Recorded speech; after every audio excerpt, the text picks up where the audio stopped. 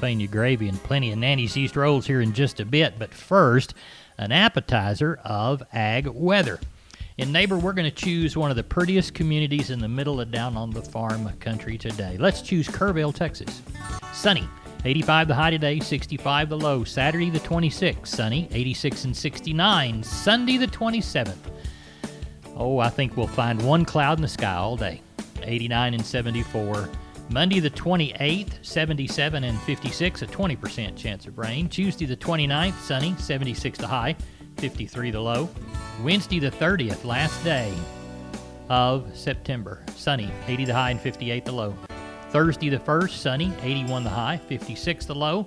And Friday the 2nd, sunny, 75 and 57 the low.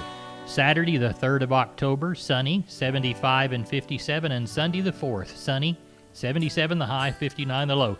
Neighbor, there's a week's worth of ag weather from my kitchen table on Down on the Farm Radio. Use it to plan your field and pasture work accordingly. Neighbor, it's time to check those commodities right quick, and I want to remind you, and I do this each day because the law tells us to do it. Don't use these quotes to make a trade. In fact, they're not really a quote. It's a picture of a price in time, and there is a lag time in between the time I read them and you hear them.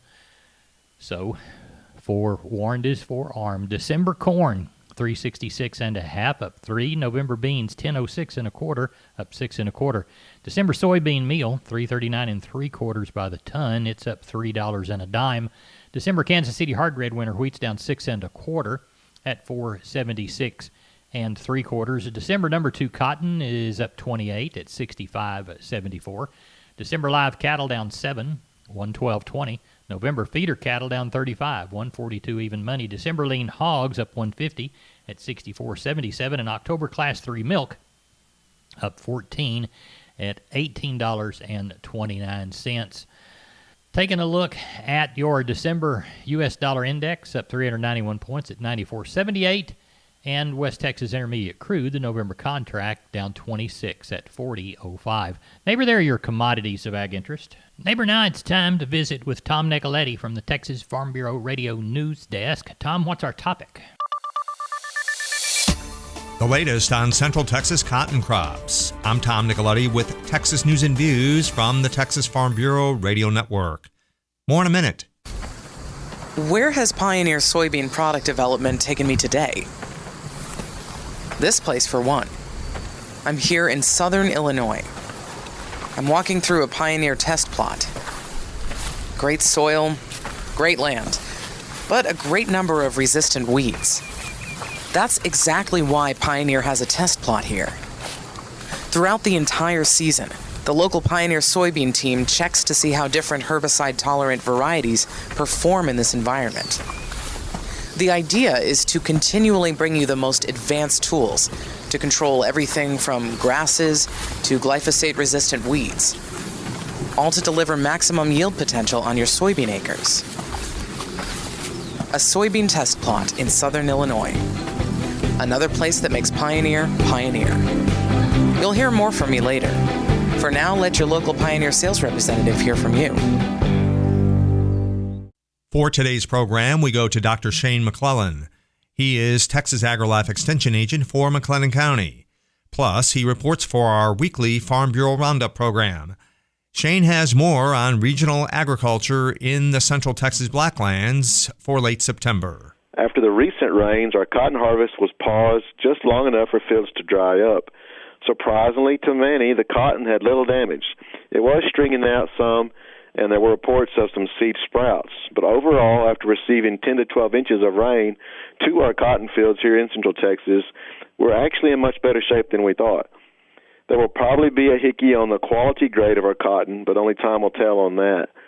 Cotton harvest did start back up last week and ran good. Producers were having good days, some long days, and then the weather was somewhat cool, damp, and the sky was overcast. It would have been much better if it was a hot, sunny day, just to make the cotton harvest go better. Cotton harvest will continue once we warm up and the soils dry out.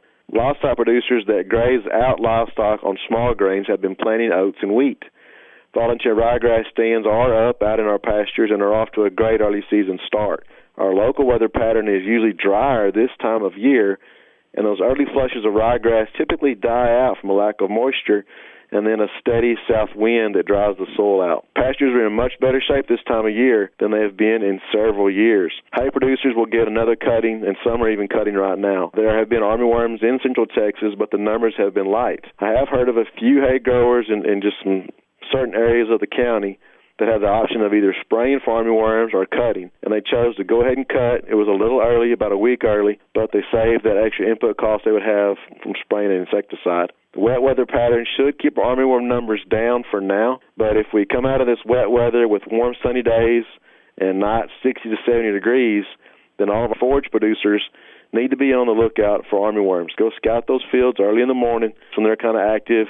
Walk through there, drag your boot through there, and you can find them emerging and down there on the bottom of the plant. By the way, the Texas and Southwestern Cattle Raisers Association named you as the 2020 Outstanding County Extension Agent for Beef recently. Congratulations on that honor.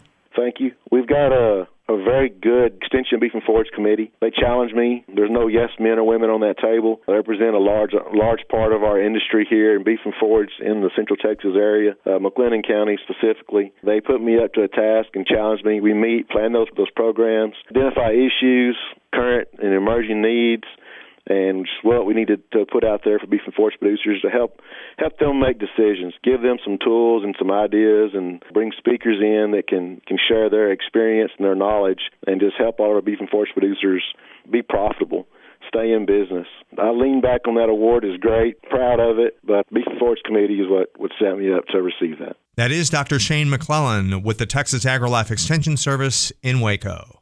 In Texas, there's pea-size hail and baseball-size hail. Guess which one hit our house? We didn't even know where to begin, but we called our Texas Farm Bureau insurance agent, and he was so reassuring. He knew exactly what to do to get our house back into shape and our lives back to normal. Now, we're even more thankful for the roof over our heads. Visit Texas Farm Bureau Insurance today at tfbinsurance.com to insure your home for Texas-size weather. Coverage and discounts are subject to qualifications and policy terms and may vary by situation. This is Texas News and Views. I'm Tom Nicoletti with the Texas Farm Bureau Radio Network. Neighbor, I hear cattle in the alleyway. I guess they're still shipping them out from last night's sale at Lockhart Livestock. Madison Bexley is on the line with us. Madison, good morning to you. How are you? I'm good, Larry. How are you? I'm doing very well. In fact, I can't stand myself. I'm so good today. That's the way to be. We're right? good. Yeah. Good to have you back this week. Well, thank you very much. Thank you very much. Now, tell us how the sale went. Yeah, we had 1117 with 188 cows and 15 bulls, 145 sellers, and 72 buyers. Let's walk the pens. On the stocker cows, we got along pretty good this week. The better end of the pairs brought from 1075 to 1375. The mediocre and middle age from 630 to 975. The good bred cows from 850 to 1275. The mediocre middle aged and short breds from 4 to 775. The packer cows and bulls would have been about steady this week. The good high yielding cows from 54 to 66.5. The medium yielding from 45 to 53. The low yielding from 25 to 44. On the packer bulls, we didn't have any good high yielders like we did last week, but the better end brought from 83 to 88. The low and medium yielding from 60 to 82. On the calves and yearlings, they would have sold pretty much steady with a week ago on a good active market. Good. Do you know of anything for this next go-round? No, sir, I don't know of anything quite yet. All right. Well, I'm sure people will call before the sale on Thursday. Tell everybody how to get a hold of you in Lockhart. Yeah, Larry, you can always check us out on Facebook, or you can call the barn at 512-398-3476. My cell phone at 979-540-9793, or you can ring Bubba at 512-461-6091. Where has the Pioneer Audio Tour taken me today? I'm in Princeton, Illinois, at a field they call the Soybean Disease Nursery. Researchers here are actually encouraging the growth of diseases, like sudden death syndrome. That's because it's not enough to study a disease as it occurs naturally. There might be some years where conditions aren't right. So, in this nursery and about 24 more across the country, Pioneer scientists induce disease. Here, that means making sure the ground is saturated. You can probably hear the irrigation system. Pioneer breeders and agronomists share data from this field to learn what varieties show greater resistance to disease. Because to achieve yield, you have to protect yield. The Disease Nursery in Princeton. Another thing that makes Pioneer, Pioneer. You'll hear more from me later. For now, let your local Pioneer sales representative hear from you. Neighbor, I believe Hop Sing's about to ring that dinner bell. You see, I'm like Pavlov's dog. Just about the time he rings it, my mouth begins to water for that chicken fried steak, jalapeno gravy, plenty of Nanny's yeast rolls, and a cold cucumber salad.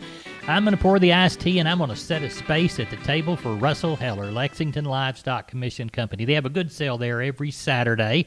Russell, how about this week? Talk to us about a few of the groups you know that are coming. Yes, sir. I know of quite a few calves coming, probably 4 or 5 bunches, anywhere from 15 to 50 head apiece. Good. How are they bred? One set's going to be real good black and black molly face steer and heifer calves. The other set will be black and Charolais crosses, and those sets will be Charolais crosses. Good deal. Has it dried out any from all the rain y'all caught? We didn't really get that much rain Really? right here in Lexington. About 6/10 is all that we received, but they sure helped. Is it greened up still, or is it green still? Yes, it is. I mean, you can tell a difference and hopefully warm up and get a little more grass growing this fall. Have they put out any ryegrass anywhere yet? People started putting out a little bit. Yes, sir, they have. Okay. Well, tell everybody how to get a hold of you for the Saturday sale, what time you start, and et cetera, et cetera. Yes, sir. Sales Saturday at 12 noon, and you can get me on my cell. The number is 979-820-7002. We appreciate it, and we'll talk with you early Monday morning and see how that domino game shook out.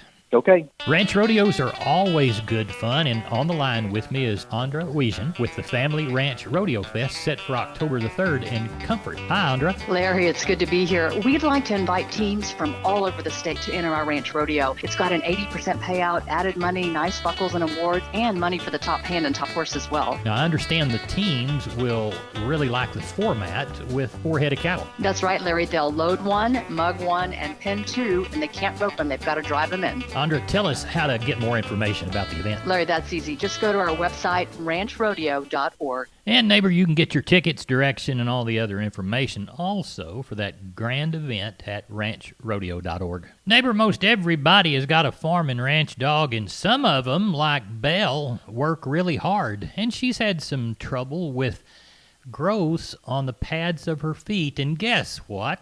That's what Dr. Bob Judd is talking about on today's edition of the Texas Vet Report. Dr. Bob, I'm listening with bated breath.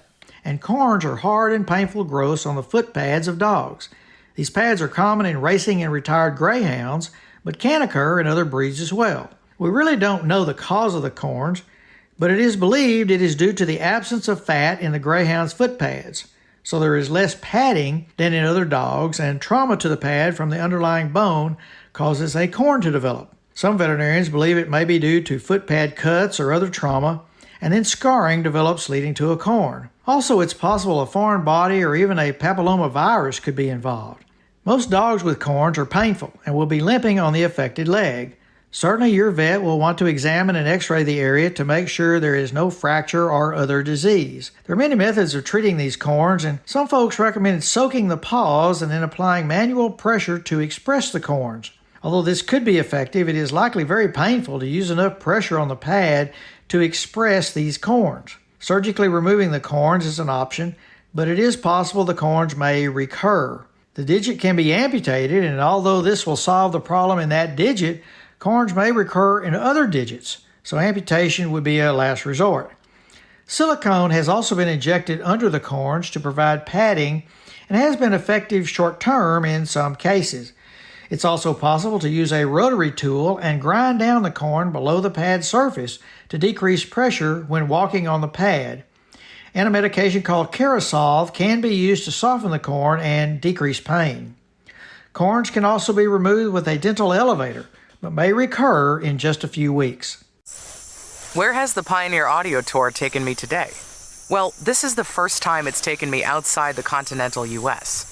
I'm at Pioneer's Trade Integration Facility in Puerto Rico. We're about a mile away from the coast, and, I can smell the sea. I'm going inside one of the dozen or so greenhouses that make up the complex. A lot of trade integration happens here in Puerto Rico because the warm weather provides 4 growing cycles of corn per year, so new ideas can get to farmers quickly. It's a very important step in the pipeline. Once traits are incorporated into a new corn or soybean line, they can protect the plant and its yield potential against stressors like insects and herbicides. The Trait Integration Facility in Puerto Rico. Another place that makes Pioneer, Pioneer. You'll hear more from me later. For now, let your local Pioneer sales representative hear from you. I'm Dr. Bob Judd. This is the Texas Farm Bureau Radio Network. Neighbor, you know what? I had to send my cowboy crew out to San Angelo on Thursday to help Jody Fry and Benny Cox sell cattle.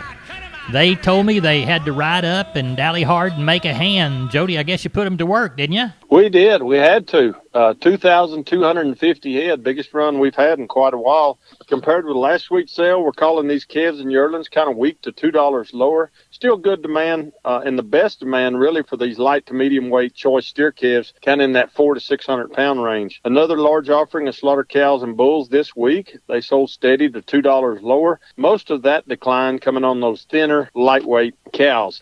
Fairly good demand for the bred cows we had on offer. Those sold about steady. Best demand for those kind of younger, solid mouth cows. Had some groups of black and black white faced cows. Pretty good demand on those, especially if they were at least 5 to 6 months bred. Steers, better quality steers weighing 400 to 600 pounds from 125 all the way up to a high of 170, mostly 130 to 145. Better quality heifers, 400 to 600 pounds from 110 to 135. Mostly 115 to 130. Slaughter cows, average to high yielding, 45 to 55. Did have several of the highest yielding slaughter cows from 56 to 64. Had a couple of big outstanding high yielding limousine cross cows that brought 66. Slaughter bulls, average to high yielding, 65 to 79. Just a few of those highest yielding slaughter bulls anywhere from 81 to a high of 89. Bred cows and heavy bred 2-year-olds, averaged better quality today, anywhere from 700 to 1,050 per head. Good. What do you know for next week? Well, we're hoping to get these sheep and goat numbers back up a little bit. The demand is there,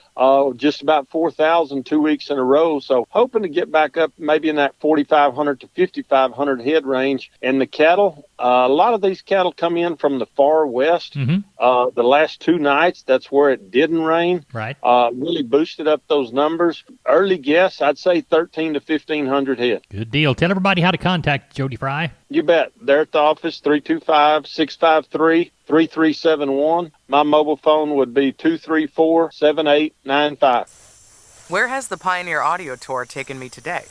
Well, this is the first time it's taken me outside the continental U.S. I'm at Pioneer's Trait Integration Facility in Puerto Rico. We're about a mile away from the coast, and, I can smell the sea. I'm going inside one of the dozen or so greenhouses that make up the complex. A lot of trait integration happens here in Puerto Rico because the warm weather provides 4 growing cycles of corn per year, so new ideas can get to farmers quickly. It's a very important step in the pipeline. Once traits are incorporated into a new corn or soybean line, they can protect the plant and its yield potential against stressors like insects and herbicides. The Trait Integration Facility in Puerto Rico. Another place that makes Pioneer, Pioneer. You'll hear more from me later. For now, let your local Pioneer sales representative hear from you. Neighbor, when you hear the milk cow blues, it's time to talk to Leroy Kruger. Now, I don't know that I've ever seen a milk cow on his place, but I know there's lots of good cows that'll milk and raise a baby calf. Why? Because Leroy Kruger knows bulls. Leroy, how is the bull business today?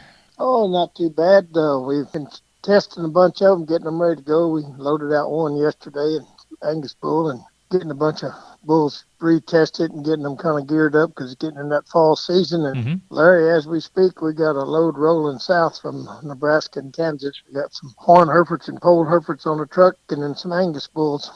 Be in here probably about daylight tomorrow. Good deal. When will they be ready? They'll be ready as soon as they get off the truck. I'm sure rest a little while. Yeah. I'll be ready anyway. I don't know about them, but I understand. No, they'll be in here tomorrow sometime, and then we got a good set of 2.5-year-old, 30-month-old Charolais bulls here that we're going to retrick and fertility a bunch of them this coming week, and then we got some older Angus bulls and some Hereford bulls and a few black Simmies here. So you got a good start to a great bull selling experience. Just contact Leroy Kruger. Leroy, tell everybody how to get a hold of you. Catch me on the mobile at 830-570-0660. We appreciate you. Thank you. Have a good weekend. You too.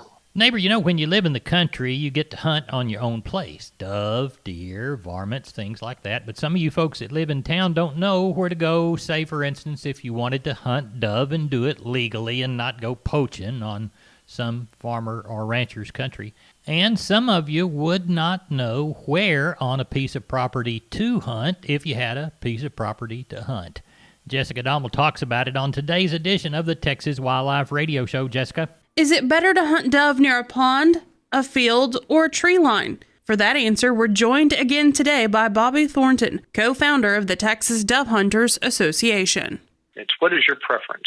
They do like the water. I personally, my favorite hunt is around a tank with just a couple people and a good dog, and just have a lot of fun because the birds come in, they're slowing down to the tank, and it's just a lot of fun to see them hit the water and see that dog take off after them. But that's kind of my favorite hunt. I don't get to do that a whole lot. Some people prefer to hunt a tree line. They've got shade. Some people prefer to hunt out by an open bale of hay or in a field. I can't tell you that one is better than the other simply because it's all a matter of timing, catching the birds in or out, coming in or out of the field, to or from water, and where you like to be. I would say this: I would recommend not hunting where they feed. In other words, if you're hunting a field that's been commercially grown for birds, and I say commercially meaning like a commercial crop that is like milo or wheat or corn or something that they harvest just before bird season or right about at the time the season opens, don't hunt in the middle of the field. Black oil sunflowers. Don't hunt in the middle of the field. If you hunt where they feed, they won't come back. So you need to hunt around the perimeter of the field. Let them have their chance to go in and eat and to come back out. That was Bobby Thornton for the Texas Dove Hunters Association. Dove season in the North Zone is open till November 12th. It reopens in December. Dove season for the Central and South Zone is open until November 1st. Those also reopen in December. Where has Pioneer Corn Product Development taken me today? Welcome to the local research center in Mankato, Minnesota. I'm in the main building because it's hot and sticky outside, really humid. And I'm looking out the window at a field planted with Pioneer's most advanced corn trait technology, Pioneer brand Chrome products. The breeders here are excited because Chrome technology works across more Pioneer germplasm than previous triple stack products.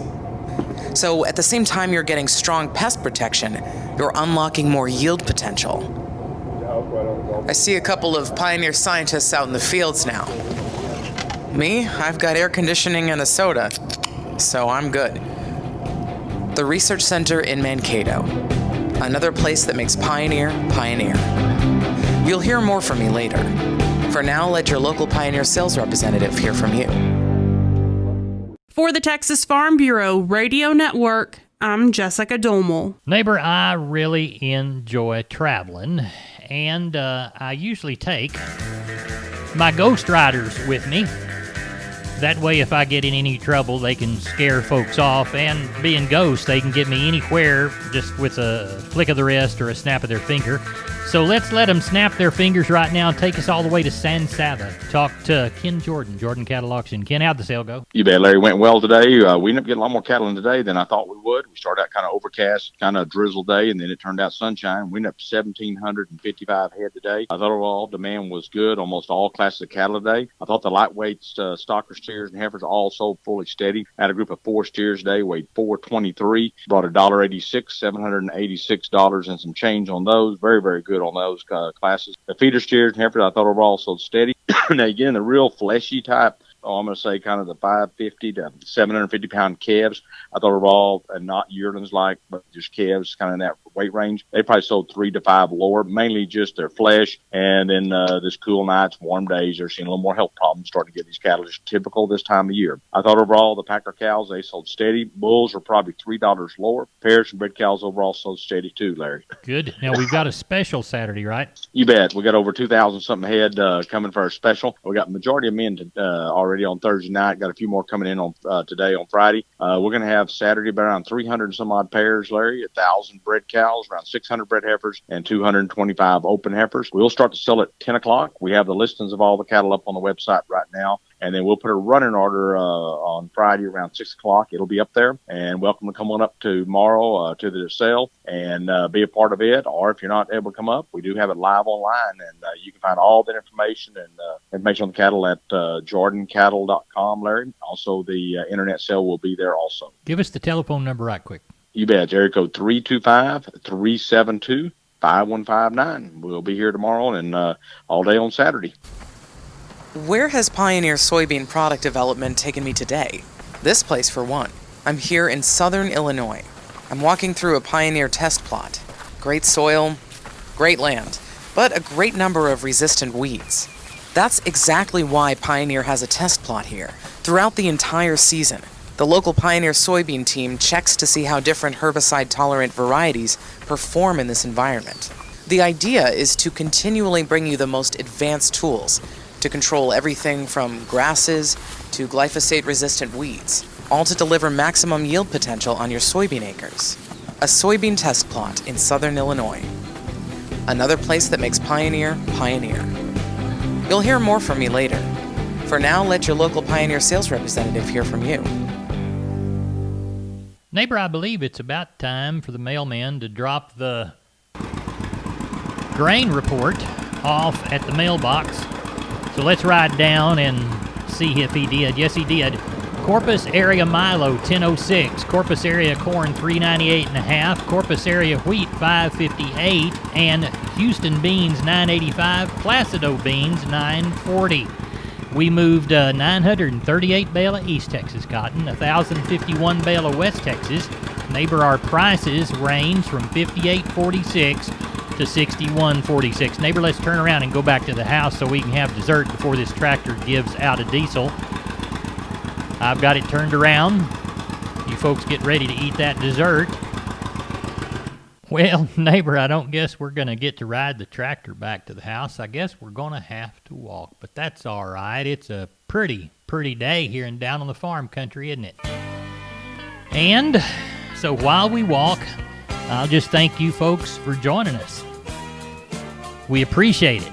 You came down the pecan tree line lane and had lunch with us. We're headed back to the house. We're going to have some dessert.